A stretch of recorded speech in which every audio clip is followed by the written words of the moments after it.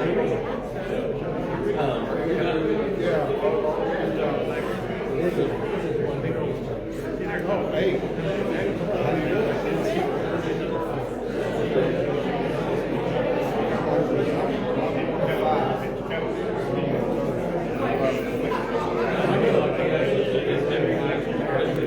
guys, this is the Hill County GOP Candidate Forum. They're getting ready to start around 6:30. Every candidate that's here has a spot set up. Literature, volunteers.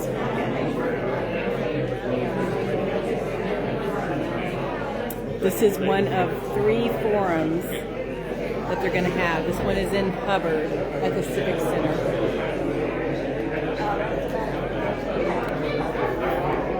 Back over here to my corner.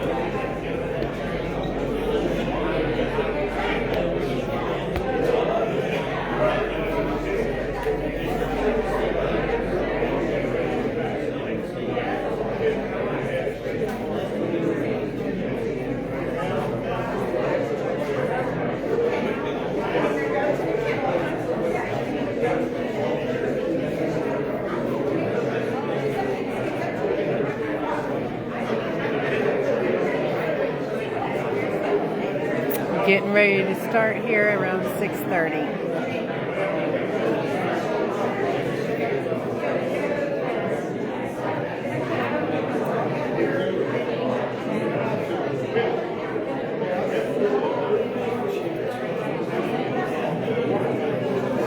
So, by way of announcements, Hill County, using a different tripod tonight. Hill County Republican Party Facebook page. Sample ballots are up on the Hill County Elections Department page. This is the flyer that they created for this year's candidate forums. They've got the Hubbard Forum tonight. Thursday will be a Whitney Forum. I have a city council meeting that night, so I can't go to that. And then the Hillsborough Forum is, whoops, I need 2 hands to do this part.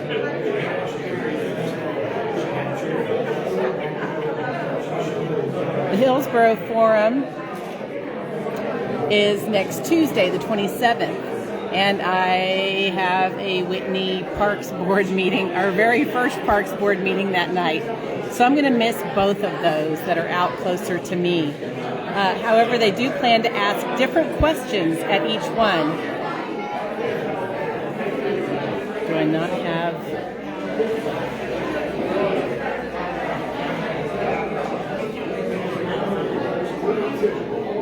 So watch the Hill County Republican Party page for party primary stuff in the county. At the county level, at the elections website, you can find more information as well as all the sample ballots for the Republican and the Democrat primaries. And if you don't know if you're registered or need to update your address, just Google, "Am I registered to vote Texas?"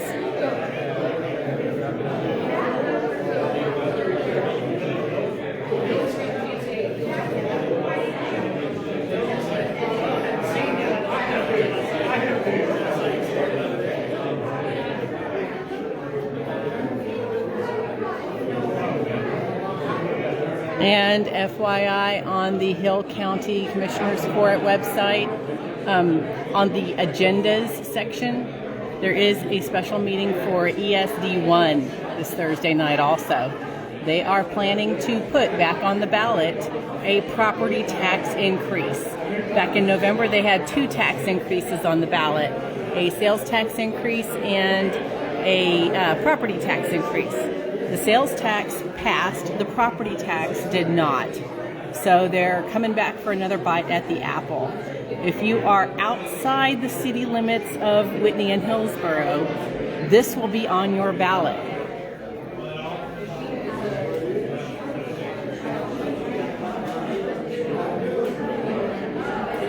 discuss and or approve ordering an election for May 2026.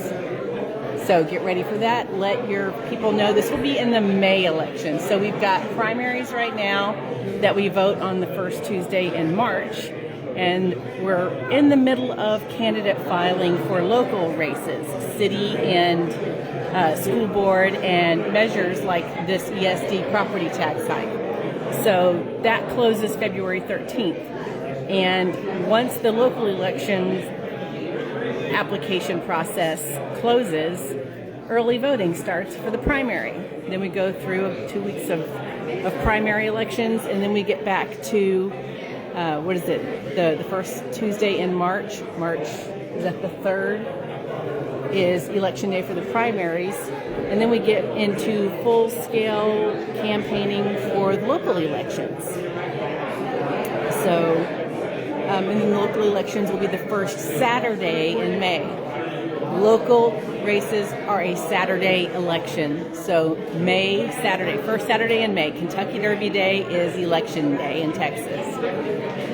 So get ready for that. Mark your calendars. You got 2 things you got to vote for, primaries and local, and then you've got to come back in November and vote for the general election. In the primary, there might be a runoff in any of these races, so be prepared for that too, whether it's a local runoff or a statewide runoff. There are 11 candidates for governor that are on the ballot. So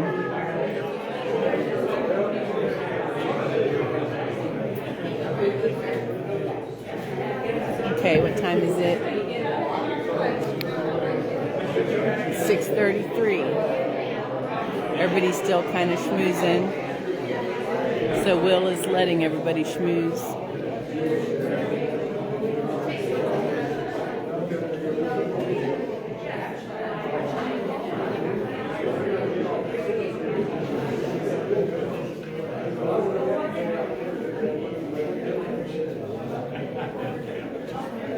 Oh, and watch out for the weather this weekend, everybody.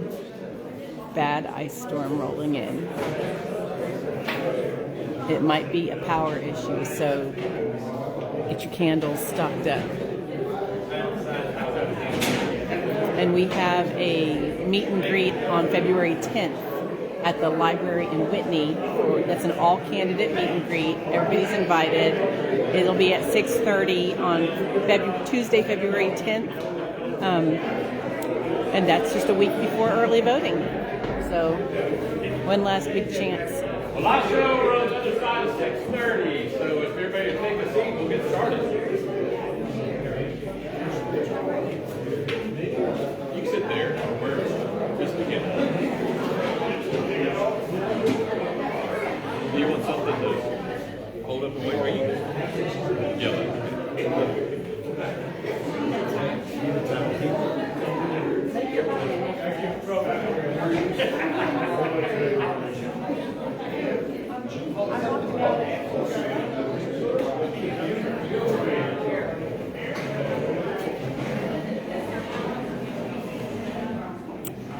Okay, if you guys could share this stream to your various groups, Hill County groups, Whitney groups, Plum groups, Hubbard groups,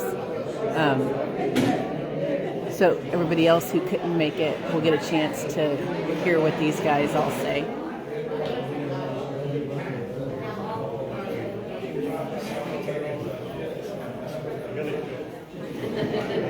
Well, good evening, everybody. Welcome to our first of 3 candidate forums we'll be having here in Hill County. Tonight we will have prepared questions for our local contested countywide races. Then we kind of break it up geographically. We have this one here in Hubbard, we have one in Whitney, one in Hillsboro.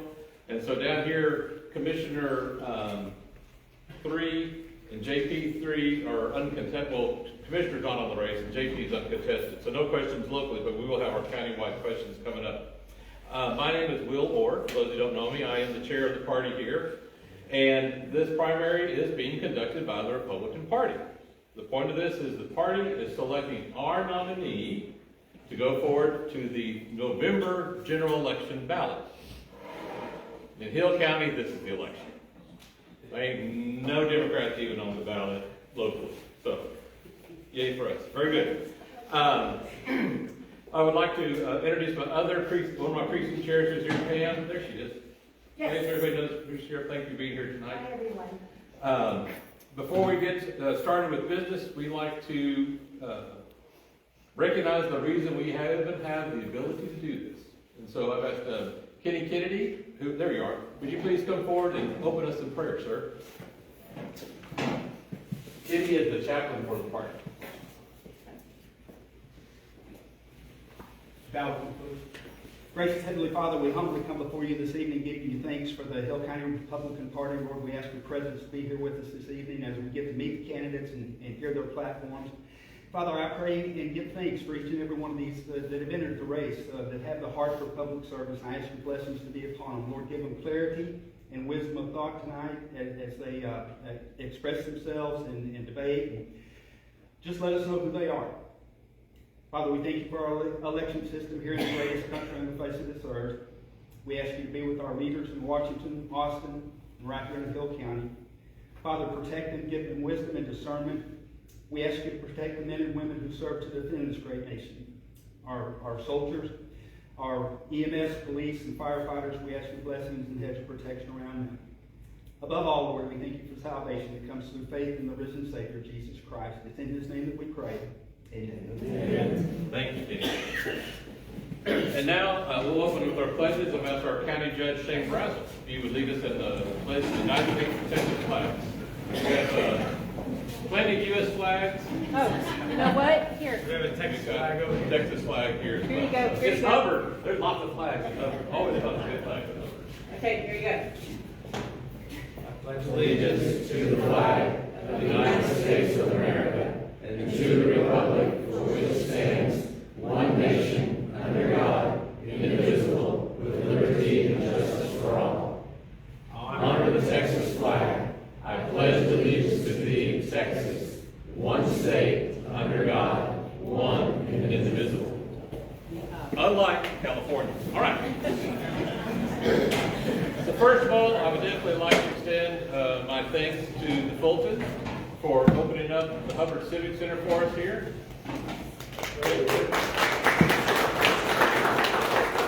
Great facility for us to meet and meet voters, and thank y'all for opening up the doors for us. Before we begin hearing from the candidates, I just want to talk a little bit about primary season and primary process. A lot of people don't realize all the other things that are going on as part of the primary. We're aware of the election. There's a lot of other things happening. The Republican Party is a grassroots organization. Okay, you hear that word a lot. What the heck does grassroots mean? Is it a euphemism for crazy, or does it really mean something? Well, it really does mean something. And in the Republican Party, all decisions are made with a vote. There's not a decisions made back in a corner in a room. Everything that we do as a party is done through a vote. And we always begin at the smallest, most local level of government, which is the voting precinct. And we go from the voting precinct up the level to the state. So, congratulations. If you're here, you are a grassroots activist. You are part of the process and you're voting. We're glad you're here. Just a little bit about that party process. We will have, after the primary on Saturday, March 28th, we will have our precinct conventions and county convention. We're going to have those on the same day. And if you've ever wondered, you hear about a party platform. Well, what the heck is that? And who came up with all these ideas? You did. And that's how this process starts. They have a precinct convention. If you think there's something that should be part of the Republican Party platform, you can bring that idea to the precinct convention. Say, yeah, I think that's a good idea. That should be included. Okay, now what? Well, we got to take it to the next level. That would be the county. And so you'll elect some delegates. They'll go to the county convention, serve as a delegate, and we'll vote and say, yeah, I think these are some good ideas. We should do something about that. Well, who's going to take it to the next level? Well, then we're going to elect delegates from our county convention to go to the state convention. And we'll do the same thing. We'll vote as a state delegate. We'll vote on the platform. We'll also vote on party rules, the legislative priorities. That is where the chair of the party is elected and the vice chair are elected and the members of the state executive committee. They're all elected at the convention. So it's not the biggest donor who gets the token title. They're actually elected. That's what it means, the word grassroots organization. Okay. Just to remind everybody, the primary date's coming up. So election day is Tuesday, March 3rd. Early voting will start on Tuesday, February 17th, because Monday is a holiday. All right? That early voting will run for 2 weeks. We'll have all the same 3 early voting locations open. We'll have Hubbard on the west side, the Huron Annex off FM 933, and then the Covington Street Annex in Hillsboro. And if you don't know, on early voting, you can vote at any of 3 locations. You don't have to be from Hubbard to vote here. If you're in Hillsboro and you're going south because you got family over there, you got something in Limestone you got to do, and you go by, oh, that's right, that's the voting location. You can stop here and vote during early voting. All right? On election day, you have to vote in your voting precinct. Okay. We'll be getting more information on that on websites and Facebook pages on those dates, but if you don't vote, shame on you, number one. And number two, our county has made a lot of effort to be sure access to voting is as easy as possible. All right, so for this evening tonight, did everybody pick up a program at the, kind of sit on the table front door? In that, if you flip through it, there's a lot of words, if you'll notice. So the first opening, that's the ballot, and you're going to see races you didn't even know were on this election happening. We got judges, we got all kinds of stuff out there. So take that and familiarize yourself with those, all of the races. The insert in the middle has got information about the party, the dates for our convention, the voting times, early times, and locations. And then also on this primary ballot, the party sends out a survey. They're called propositions. And those will also be on your ballot, and they're basically 10 questions that they want to get feedback from primary voters.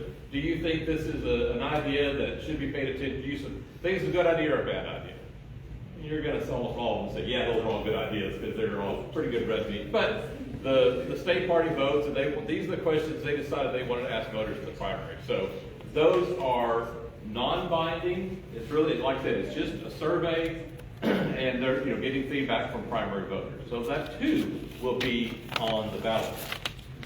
All right, so this evening, what we'll be doing, like I said, is hearing from our contested county races. If a candidate is here and is on the ballot but uncontested, we've asked them to come up and introduce themselves and maybe talk for a minute. For our countywide races, we have 3 different sets of questions for each of the 3 forums. So there's reason for you to go to all 3 forums, not just another one. So, like I said, there'll be different themes for both races. For the judge and treasurer here, a different set of questions to Whitney, and a different set of questions in Hillsboro. All right, so tonight we will be going in ballot order. The ballot order was determined by a ballot draw that we held that all candidates were invited to, and it is a game of chance. We drew cards. So whoever's name is first on the ballot didn't make the biggest donation, weren't the first one to apply. It's not alphabetical order. It is a game of chance that everybody in the public is invited to, and so whoever is first on the ballot, have that person, if you're into gambling or card drawing or something, take it, because they got the lucky card that night. All right.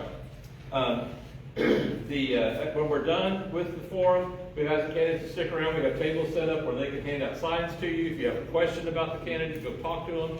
Like I said, maybe you don't hear something tonight you were hoping to hear about. Go and ask the candidate. Don't believe what's on Facebook. Don't believe the yeah.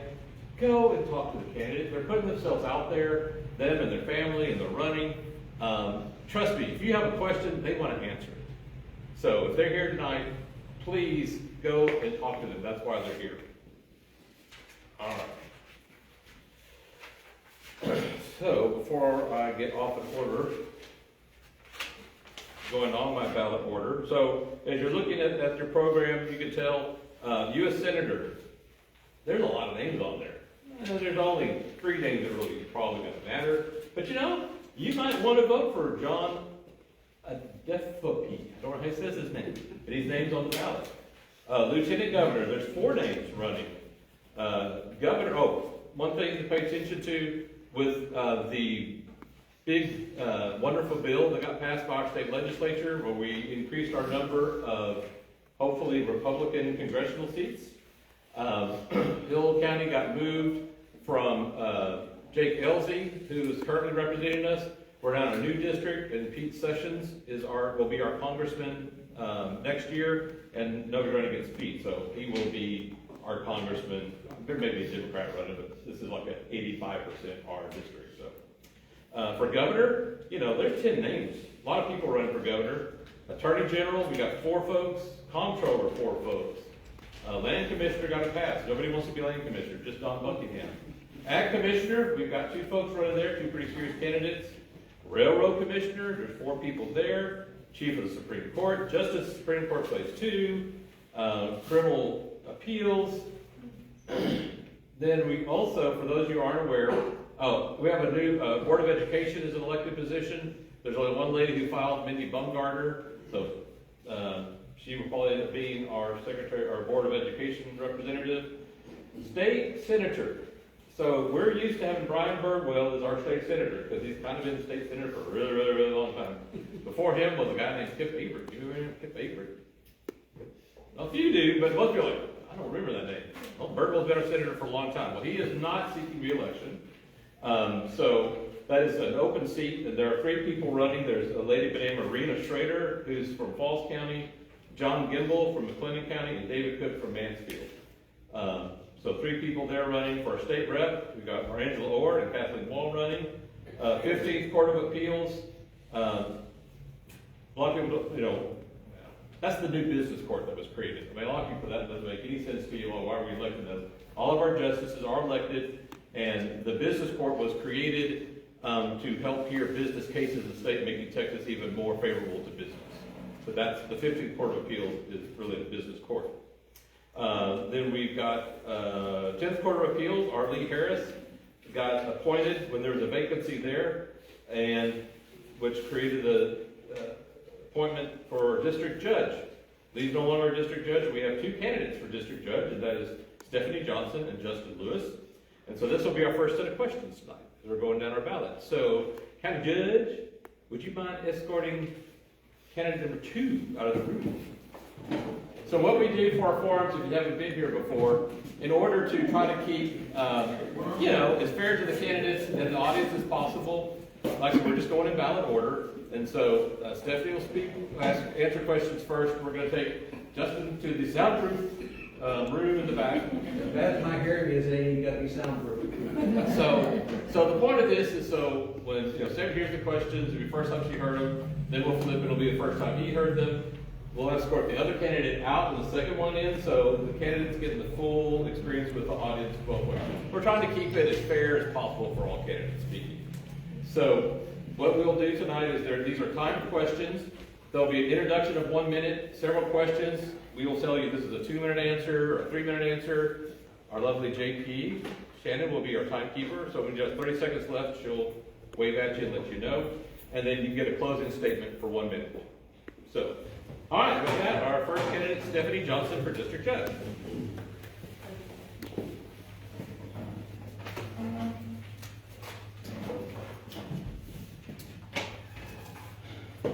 Ready? Timekeeper. 1 minute, please. Introduction. First of all, just thank you all for coming here today. My name is Stephanie Johnson, and I'm a lifelong resident of Hillsboro, and my family's been in Hill County for many generations. I graduated from Hillsboro ISD, and I went to Baylor University, where I obtained my bachelor's degree in finance, and then went to Baylor Law School. I practiced for almost 25 years in Hillsboro at Martin, Shower, Smith, and McDonald, practicing in the 66th District Court. I've been involved in the Hill County Drug Court, serving as both a defense attorney and a judge. For those that know me will tell you I love Jesus, and I love my family, and I love serving my community. My faith guides everything that I do. I've got some family here today. My husband, Scott Johnson, is a graduate of A&M and a chiropractor. I'm a member of the First Methodist Church in Hillsboro, where I've served in various capacities. And I've also served on the school board for 9 years. All right. Very good. If you didn't get everything in, you got 1 minute closing, so. Okay. All right. So for each night, we're going to kind of have a theme to talk about. Now, most of us in the room are not attorneys, and we're not familiar with court procedures and all of that, so we ain't asking questions about that. We're asking questions that we might understand, all right? So our theme tonight, the questions will be representing Hill County. All right. The 66th District Court is very unique in Texas, as the entirety of the District Court is contained within Hill County. Most rural counties have to share a district judge, but Hill is very unique in that our district judge represents only Hill County. As such, or has jurisdiction over Hill County, should say represent, jurisdiction over Hill County. As such, there is a very close connection between the citizens and voters of Hill County and the district judge. So, for this first question, this will be a 2-minute answer. If elected, what role, if any, do you see the role of district judge in Hill County outside of the courtroom?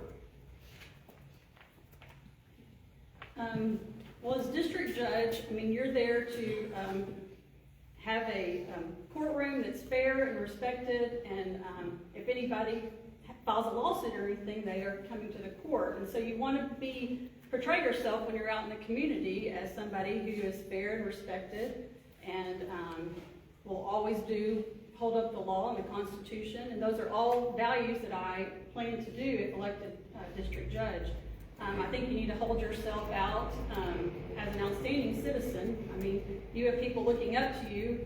They're coming to you in a time of, very difficult times, and you are the judge to them. So you've got to hold yourself out as an outstanding citizen because people are always looking, and they're always going to be looking to see, how you're holding yourself and what you're doing in the community, and are you abiding the laws, and are you doing what you are going to be handing out decisions for other people.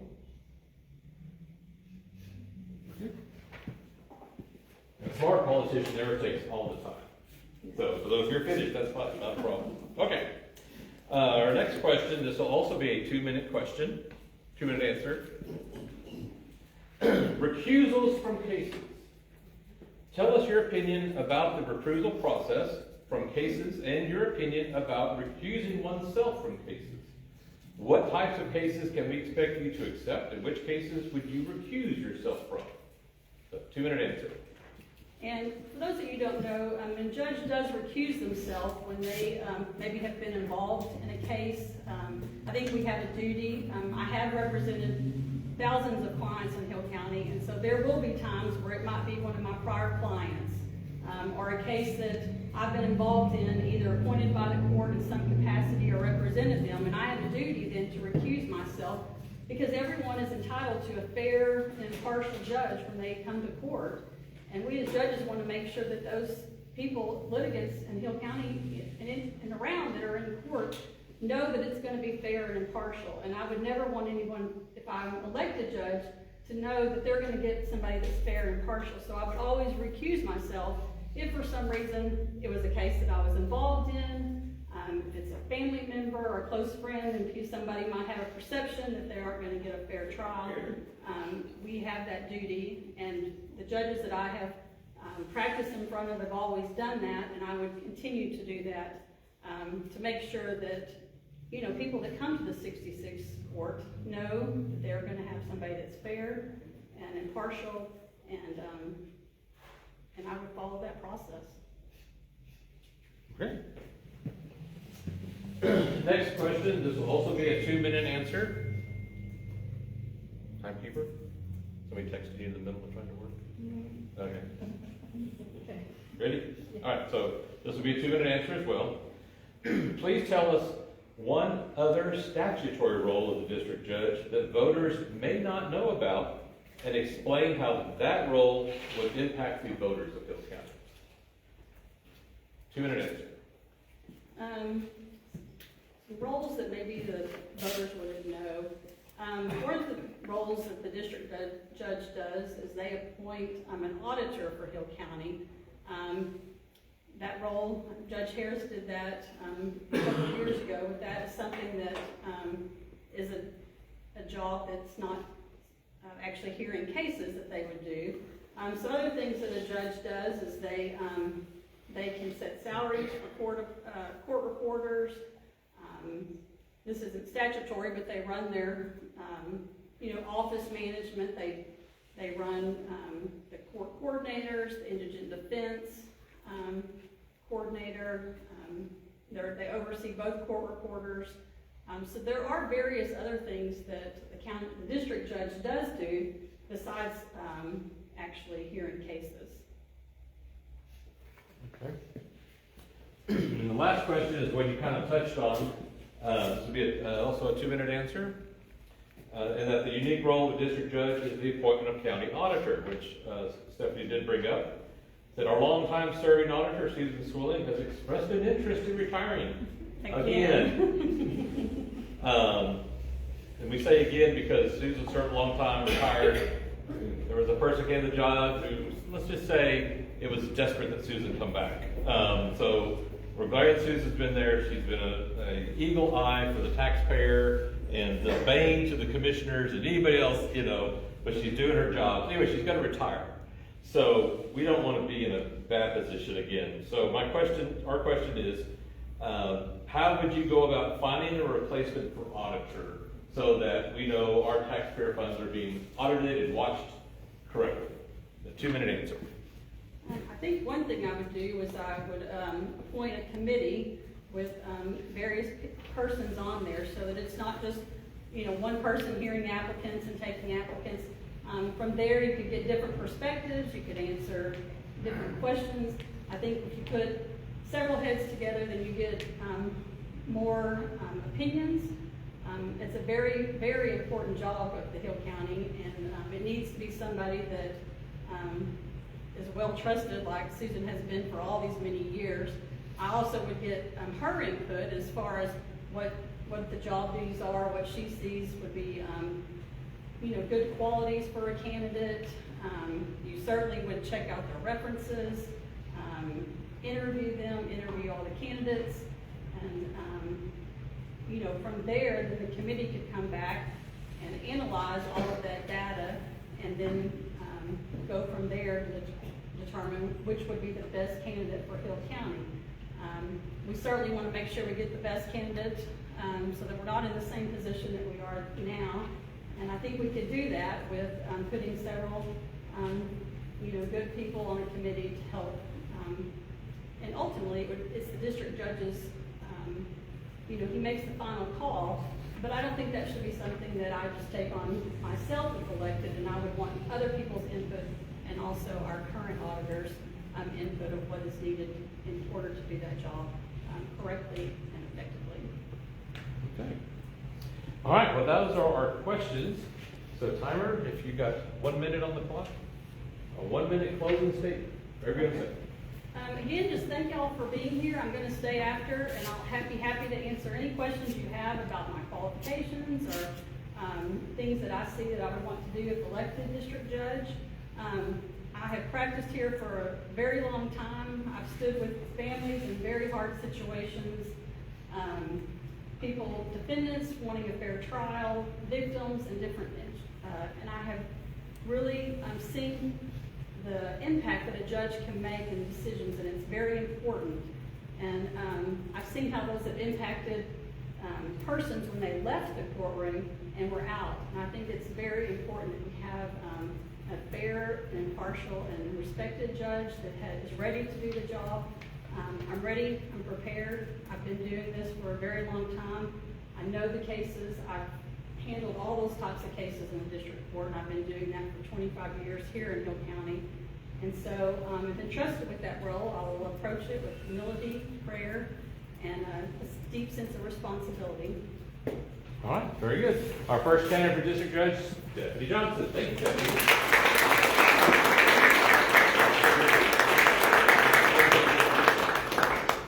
So our county judge will remove the first speaker and bring the other candidate, Justin Lewis, to speak. And so y'all have heard the questions, but he hasn't. Yeah, don't jump to the questions in advance, that'd be cheating. Are you planning to make good on the $20? The $20. All right. All right, we have a series of questions. We will start off with the introduction of 1 minute, 3 or 4 questions. We'll tell you how much time for each, the answer for each question. Shannon is our timekeeper, so she'll let you know when you're if it's 1 minute, 15 seconds left, or 30 seconds left, so you can know if you want to finish up the thought. And then at the end, you have a 1 minute closing for whatever you want to say as well. Ready? All right, timekeeper, ready? All right, 1 minute introduction. I'm Justin Lewis. I may remember his capacity as a county judge for 18 years, 3 months and 4 days. Now I am been 66th district judge since April of 2025. How we got to this point. I practiced law outside of being a district judge for a number of years, run a court of record for a number of years, and in early January of last year, our then district judge, Lee Harris, got appointed to the Court of Appeals. 2 people put their name in the hat to be district judge, me and my opponent. We both went to the governor's office, we talked to a lot of people, and at the end of the day, the governor chose me. Why? Well, I asked that question, why?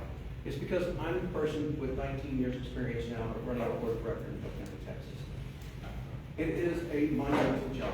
There's a lot to it. And I'm going to be available after this later because I won't be able to get as much out as I need to, even as fast as I talk. I can't cover all the time. I live with my wife, Whitney, and my youngest daughter, Allison, is still at home. At Quilla, we farm over there, cattle, corn, cotton. We have wheat in at the moment. Is my 30-second mark? That's your minute. You got a minute closing, so just think we get to right at the end. I'll introduce the other 2 girls then. There, yeah, we'll let them know that you didn't put them first. Okay. All right. So the questions tonight will be regarding representing Hill County. Okay. All right. The 66th District Court is very unique in Texas, as the entirety of the District Court is contained within Hill County. As we spoke earlier, most rural counties have to share or have multiple district judges. Hill is very unique in that we have the district judge for the county. As such, there's a very close connection between the citizens and the voters of Hill County and the district judge. All right. So our first question will be a 2-minute answer. The question is, wait for Jake to break this off. If elected, what role, if any, do you see the district judge in Hill County outside of the courtroom? That's a great question. I thank you for it. I think it's the same as any other role in county government at this point. What I've done for the last 18 years as county judge and now district judge is to be available. Our community is a unique one, no doubt about it. Not just what Will said about the 66 being a single district judge. It's been that since 1954, so that's not new information. But what it is we're a small community that's growing rapidly right now. You have people coming in from all over, and we need to be responsive to that growth. So the court itself can't just be on a pedestal on the ivory tower on the hill. You must be out and about in the community. You've got to talk to the voters. You've got to talk to the citizens. You need to hear the concerns. Don't wait for it to come to you. So if I am elected as the 66th district judge in this primary, it's my intent to keep up these visitations like I always have. Show up to events. Be where I can to understand what's going on in Hill County, Texas. There's no better way to represent the people in front of you than know them and know them intimately. There's always a smart politician who doesn't take all 2 minutes to keep people listening. That's fine. You don't have to use all 2 minutes. I'm standing between these folks and dinner. I know it. All right. Our next question, recusals from cases. Okay. Tell us your opinion about, this will be a 2-minute answer. Tell us your opinion about the recusal process from cases and your opinion about recusing oneself from these cases. What types of cases can we expect you to accept? In which cases would you recuse yourself? That's a great question again. So I taught recusals and disqualifications to county judges for about 10 years on the county judges judicial committee, their education committee. And first we're talking not about disqualifications, but we got to touch on that. There's certain cases you're just disqualified from. Right now I've seen a few of those because I was a county judge, somebody sued the county, I'm disqualified. I can't even think about hearing that case. Let's move on to recusals. There's really 2 ways we look at recusals, both voluntary recusals and involuntary recusals. Voluntary recusals, you come in front of me and hey, we've got business dealings. We've met before or we have some kind of financial interest of each other. That's an automatic. Justin needs to take himself out of the picture. I'll tell you a good one. It's an example right now that I recused myself on. There was a fire in the northwest part of the county in 2024. It's called the Blum Fire. You may or may not remember that. The parties get in front of me, and this case was filed before I became district judge, and they started to describe some facts in a hearing. And I have to go, wait, we can't do this. Because I was responsible for the county's response as the emergency management coordinator. So immediately you have to step back and say, this isn't fair to all parties involved. I explained where I was. There are times that when you can come into a situation where it might be you need to recuse, that the parties can waive that. Hey, I know you just as well as I know you, and okay, and the parties think that I can still be fair and impartial. But if there is a question, if there's a question of impartiality, if there's a question of fairness, or if it could impugn the reputation of the court, I'm going to step back. The court at the state level has many senior district judges that are out and about. It's easy to pick up the phone, call your presiding judge, and say, hey, I need to recuse from this. Can you bring me somebody else in here? We're very lucky in Hill County. We've had John Pop McGregor for the last, 22 years on the bench and 10 years since then, and he's still sitting for me today. So, does that answer your question? Good. Huh? Okay. I think I got a thumbs up. I was out of time, but I'm uncertain. No, Martin, you had 12 seconds left. Oh, time wise. All right. A unique role, this will also be a 2-minute answer. A unique role of the district judge is the appointment of the county auditor. Our longtime serving auditor has expressed an interest in retiring again. So, those of us know the story with the great job Susan's done. Little rough patch there, Susan had to come back in. So we all know the important role the auditor has in watching the finances of the taxpayer. Most definitely. So how will you go about finding a replacement for our auditor when her final retirement date hits? This really seems unfair to my opponent. No offense, it's not meant to be ugly, but I'm in the middle of doing that right now. So take it for what it's worth. When I got there, I knew that Susan wasn't going to be long-term. We're all aware of it. Susan had retired once. We had to bring her back in. And thank goodness she was available to come in. So when I got there, she's doing the job as auditor. Immediately we sit down and start talking about what her expectations are for retirement. You got somebody that's already retired once, they're back. We spent a couple of months crafting a job description. We want to be very thorough in what it is that our auditor does so that we can communicate that to the rest of the world. And then have an open process where we can find somebody. So we went out and put this out for 45 days. We put it online, we put it in the newspapers, we put it on listservs for treasurers, for auditors, other counties. We put it in the Texas Association of Counties, Texas Workforce Commission, you name it. Ultimately, we came up with about 11 different resumes of people that are interested.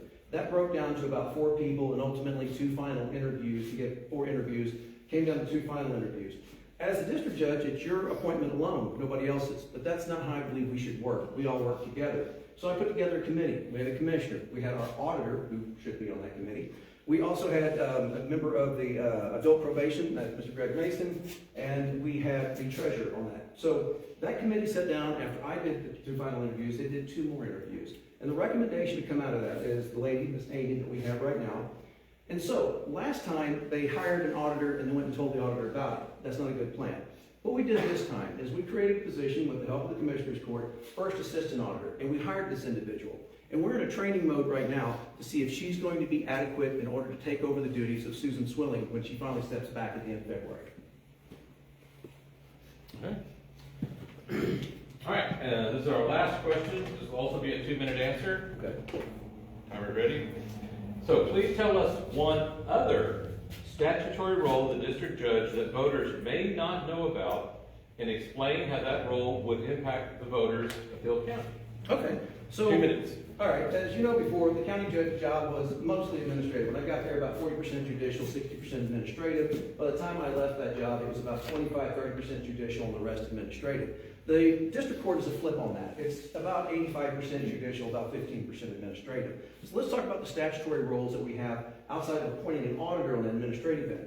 One of those is the Community Supervisions and Corrections Department. That's something that we manage. It's a semi-quasi-state, quasi-county entity that operates in this area between, but ultimately the district judge is the party that's responsible for operating that. Another role that I have on top of that is the chair of the juvenile board in Hill County. Myself, Judge Crane, Judge Brazel are on that board, and ultimately make decisions regarding the juvenile probation. I think that it's very important in both of those that we find quality people and we employ quality people because we want our community to be as safe as possible. We don't need folks that aren't there to do the job or just to collect a paycheck. We need to make sure that we're actively managing these things.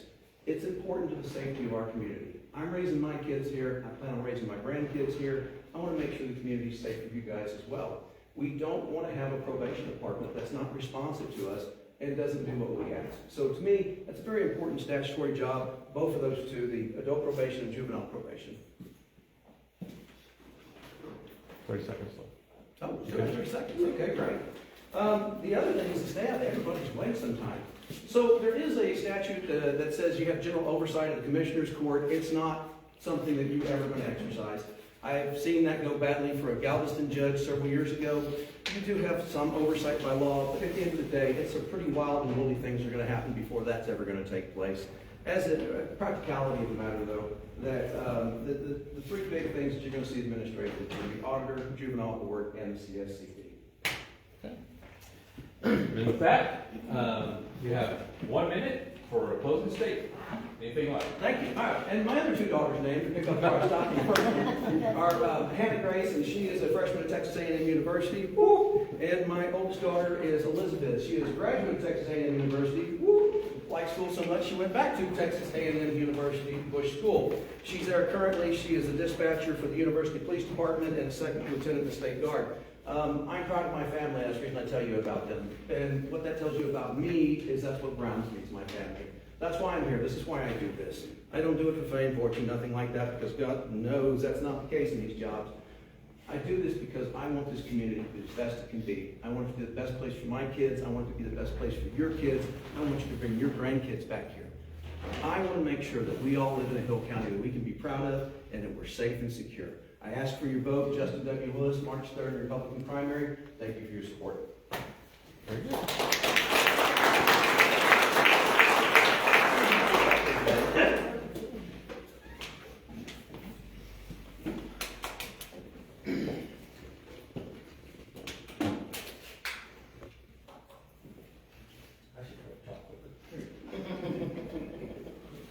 All right, so as we continue down our ballot, several of the other races are uncontested. The next race would be for county judge.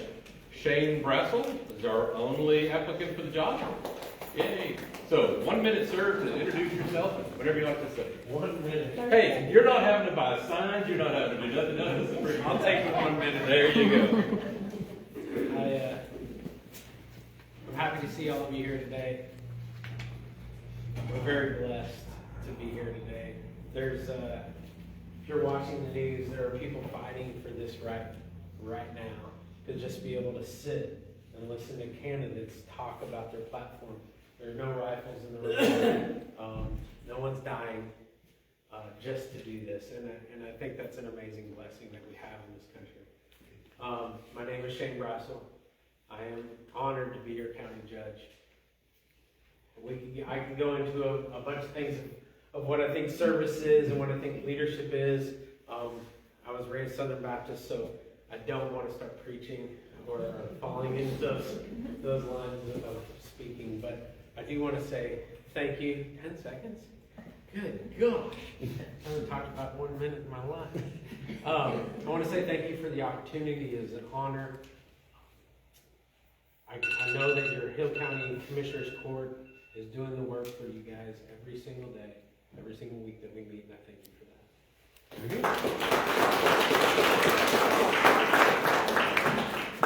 The next race on the ballot would be our county court at law judge, Matt Crane, who is also unopposed.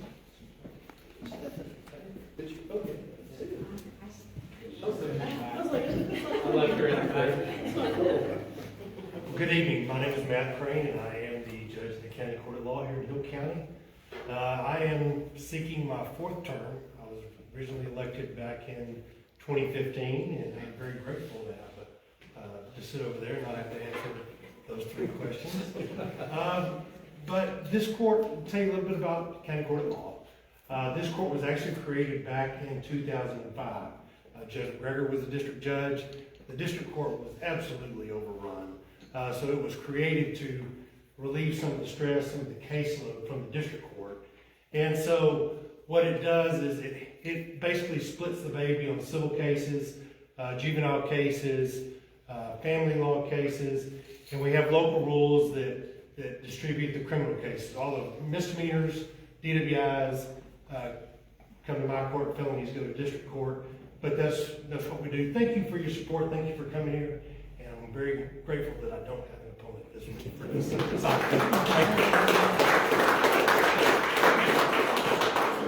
Easiest way to win, isn't it? No opponent. Very good. All right, so continuing with our court theme, the next two on the ballot are district clerk and county clerk. They could not make it here tonight, but I'm going to sing some accolades for them. So, everybody knows Marshall. If you don't, yeah, exactly. Yeah. And our county clerk, Nicole Tanner. So, the district clerk report, all the decisions the judges make got to go somewhere. Where they go? Who keeps up with them? That's the district clerk. And then the county clerk keeps up with decisions that the commissioner's court makes, and I don't know about detail. And then, land records, all, birth records, and all kind of good stuff. So what I want to talk about then is, many of you know, the weekend before our constitutional amendment election this November, our election administrator decided he didn't want to do that anymore. So, when we don't have an election administrator, the statutory responsibilities revert back to what the Texas Constitution says, which is the county clerk conducts elections, and the tax assessor collector is the voter registrar. Right? The district clerk has no constitutional responsibility for elections, but that didn't slow Marshall down, and it didn't slow down Tanner or Chrissy Hightower. That weekend, the county judge, myself, Marshall, Nicole, and Chrissy, we piled into that elections office. We tore it apart, and in 72 hours, we pulled together a complete election. One of the other fun things we found out was that our check-in system was now null and void because the company had gone bankrupt and lost their certification. So, what do we do in the country? We get her done, right? So by God, we went old school. We got the Excel sheet out. We printed out voter registration just like we used to do in the day. And we had to pull together ballots. We got that done.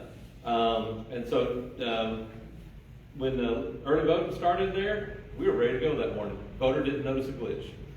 That would not have happened without the incredible amount of teamwork by the county judge, Marshall, Nicole, and Chrissy. It's kind of like, I joke about one of the best times in our church is the year when the minister, the music minister, and the youth minister all decided they didn't want to do the job anymore, like within a month. And everybody in the church had to step up. It was kind of the best time our church ever operated. And I would say that this might have been the best times of our county, very, very pulled together and getting the job done.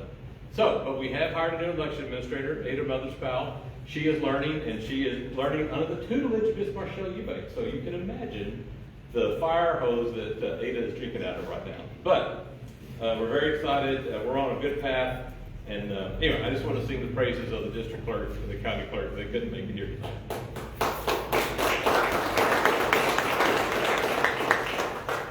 Our next race will be for county treasurer. That is a contested race between Rachel Parker and Peggy Mann Lidster.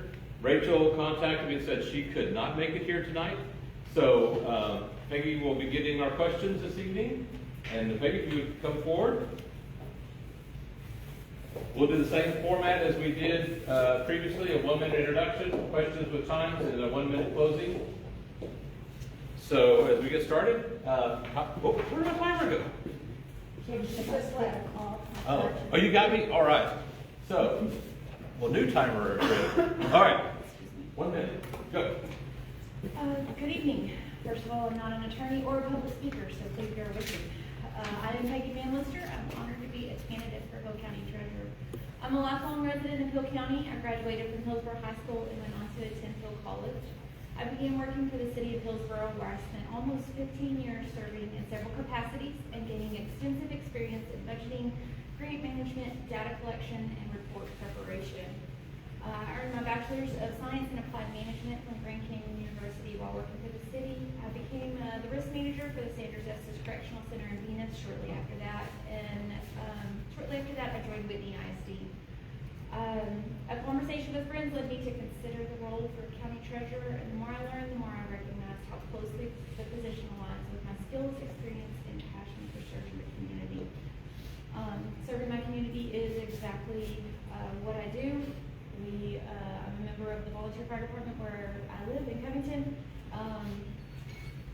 There we go. All right. You didn't get all out, that's why you should be closing, and then somebody leave my mouth open. Okay. So our first question tonight, this will be a 2-minute answer. She's ready. Explain the duties of the county treasurer. So when looking into the county treasurer's duties, first place I went was the Hill County website. Those treasurer's duties included, being the banker for the Hill County, working with departments for receiving and dispersing the funds, which includes general payments for the county expenses, among other things. The county treasurer is also the chief investment officer for Hill County. They do funds working with external, Hill County funds working with external brokers and banking community to ensure that our investments, that the county's investments are the safest they can be. The county treasurer also has a human resources role. They are the payroll administrator, as well as the onboarding and offboarding of any county employees, which is roughly around 200 county employees at this point in time. On the HR side, it's dealing with the taxes, withholding, anything that has to do with payroll, which can get fun. The contract administrator for the Hill County Bank Depository, it also is a big component of negotiating to decide who that depository is going to be. They are also the agent for required statements, monthly, quarterly, and annual reports. That's the word I'm looking for, reports for the county. That position also serves as a statutory supervisor of unclaimed property for the county, among many other things. Anything that you could think of to do with the money that's going to be where the treasurer stands. All right. Well, thank you for giving us that very detailed list of a lot there. There is a lot. Since you did such a great job letting us know all the duties, this will be a 3-minute, I'm switching it up on you, a 3-minute answer. How does your experience to date meet these requirements? Okay. 3 minutes. So my experience as I worked with the city. Working with the city, I mostly spent my time in the fire department as well as emergency management. In that time, I dealt with millions of dollars of grant funds coming in, as well as those grant assets going back and purchasing those things that we needed to purchase. The accountability that comes with state and federal grants is a whole nother level. So those, I feel like those things set me up as a basis for what this is asking. I also ran the EMS portion of the fire department for a couple of years, dealing with creating my own budget, as well as following the budget, making sure that line items were met, make sure funds were in line items. Those are all things that the treasurer will do in helping with the departments building their budget. It is up to the department heads to build their budget. It's up to the treasurer to make sure that we have the money to ensure that those funds are there. Excuse me, to meet the needs. When working for the prison, I did the same thing. I had my own budget, those kinds of things. Well, this does not necessarily meet fully what the treasurer does. This does give me a great basis for starting out and looking at, knowing what I'm looking at when you're pulling up budgets and pulling up reports, to know exactly what, to be able to figure out exactly what you're looking at. You pull up those reports and you're looking at a bunch of numbers. If you don't know what those things mean, it looks like gibberish. It looks like something my first grader wrote. So it has given me a basis of being able to open up and look at these things and understand understand exactly what I'm looking at and what's gonna be required of me moving forward. And speaking of all those duties and experience, this would also be a 3-minute answer. If elected, what are your immediate and long-term plans for the office? Okay. 3 minutes. Let me go back to my notes for this, because I actually wrote those down too. So, immediately, it's taking a step back and looking at where we are, where we could be, talking with those employees that have been there. If I'm lucky enough to get elected, I have not been there. They have been there, they know what's going on. I'm gonna need to bring them in and go, okay, what can we do better? What are the things that we could do more efficiently? I do believe that there are several things in talking with different county officials and different county employees. I do believe there are several things that we could do more efficiently moving forward. Streamlining some of those things to ensure, timely disbursement of funds, to ensure payroll accuracy and, a more timely disbursement of that.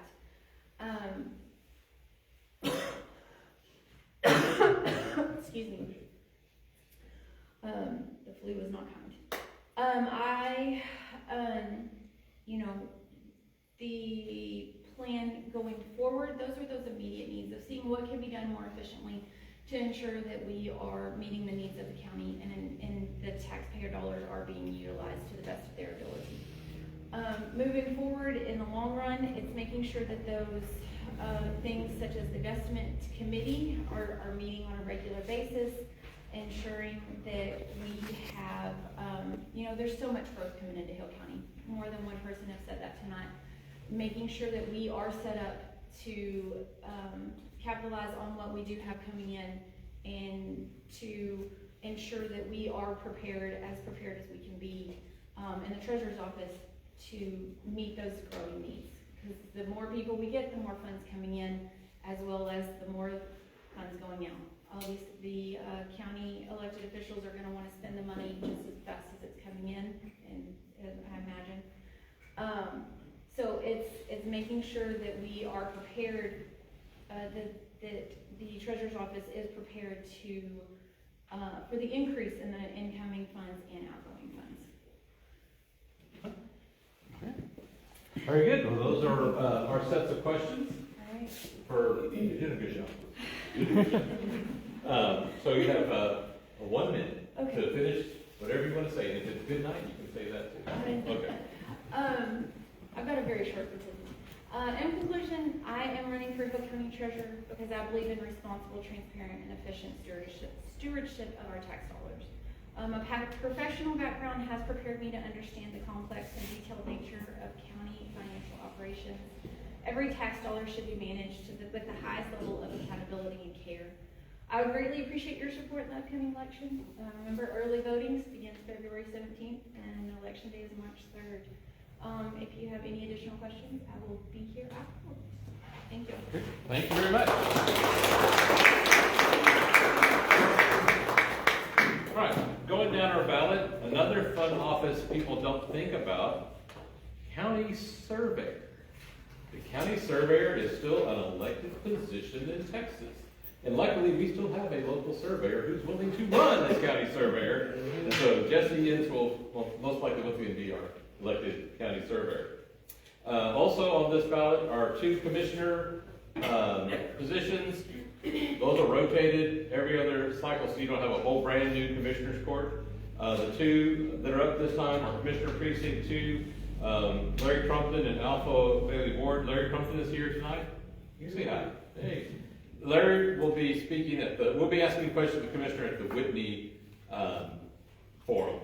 The other one is Commissioner Precinct 4, and at that one we'll ask at the Hillsborough Forum, and there's Martin Lake, David Gelsthorpe, and Alan Autry.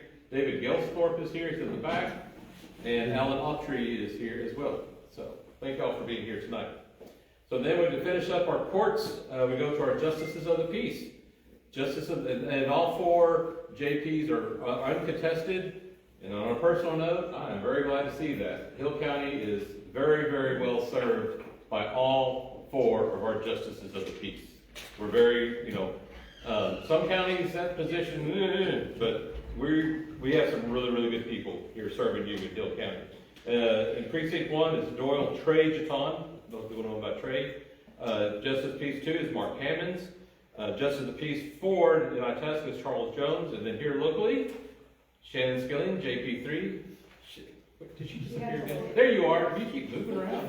So, let's say hello. 30 seconds. I really set Shane's timer for 30 seconds, so he didn't get what's going on. So you're going to take that 30 seconds? A minute and a half. I'm Shannon Skilling. This is my 16th year working for the Justice of the Peace Court. This is my 3rd year being the actual judge and going into my 2nd term. I'm very grateful for that. I do want to take some of my time to introduce some key people that help with our court. The face of our court is going to be Miss Cormier, if you will stand up and wave. You'll see her or talk to her anytime you contact the court. And then our Deputy Constable, Kyle Cox, and he helps out tremendously. So just very blessed and grateful to be able to serve you all, and thank you very much.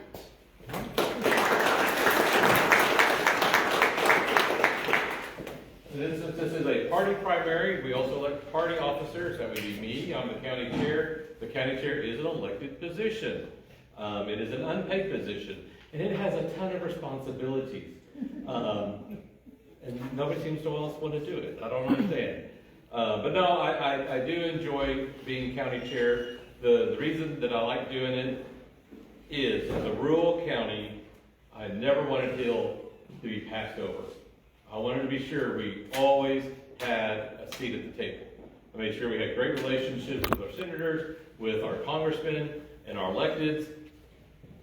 And we're doing pretty good right now. We got our own Court of Appeals judge. We got our own state rep. I'm pleased with where we are, and I'm very pleased with where we are on our countywide elected officials. I'm pleased with our elections is going. Yeah, you can always do better, but you ask some neighbors in fellow counties, and life is not too bad here in Hill County. Speaking of elected precinct chairs, we talked about earlier, those are also elected positions. Now, you don't normally ever think about that because you never see the name on the ballot. If they're uncontested, names on the ballot. Well, for the first time in recent memory, we have a contested precinct chair race in Precinct 2 between Wayne Hamilton and Keith Thomas. That's in Blum area. So, but that's the end of the ballot and the candidates. And the brochure, like I said, there's 10, what's the party call them? Not proposals. Propositions. Propositions, that was a P word there somewhere. 10 propositions, so take a look at those. I asked the candidates to do, they got tables set up here. The thing that a candidate doesn't want to do is take home signs. So if you're interested at all in a yard sign, please take a yard sign for the candidates. I'll open those back here. The representative for the Camp Wall campaign, who's also running for state rep, that's sitting in the back, Charlie. He's got signs. I have some signs here for Angela. With that. Next GOP meeting? Oh, thank you for that. So our next meeting will be on Monday, February 9th. It'll be at the Covington Street Annex. And what we'll do at that meeting is we'll do some voter education. Okay, we're going to talk about the ballot like we did here tonight. We're going to talk about the propositions, and we're going to do some training about that precinct and county convention thing we're talking about. So even if you have no desire to be a part of it, you should come and at least learn the process, learn where things come from. You may not want to do it, but it's always good to know. Right? Where do these people come from? Who are they? You come to that meeting on Monday night, and we'll let you know. If you're not, if you're on Facebook, bless your heart. But if you're on Facebook, follow our party page. If you don't, Hill County Republican Party. I try to use that to promote meetings and times like this.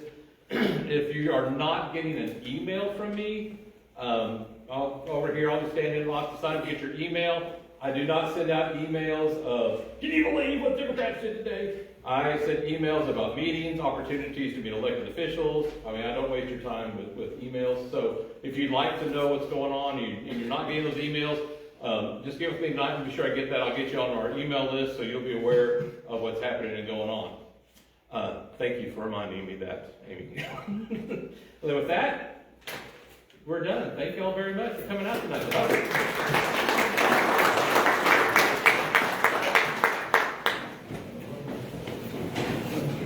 Okay, guys, so just to, oh, hang on, let me pull it up here.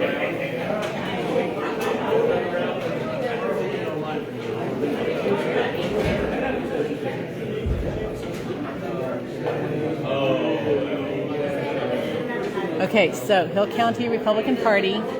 This is the Facebook page he was talking about. He's got sample ballots up. And this is the 3 forums that they're doing. The next one will be in Whitney Thursday night. Like I said, I've got a city council meeting that night, so I cannot attend. And then there will be one in Hillsborough on Tuesday, January 27th. Again, I won't be able to do that because our city will have its first Parks Board meeting that night. So if you want to be able to help stream these, give me a call. Oh yeah, BZ was here too. Where'd he go? There he is. Got him. Ta-da! So yeah, come to the meetings, come to the forums, stream where you can, share where you can't, and happy voting. I'm going to stop this stream now.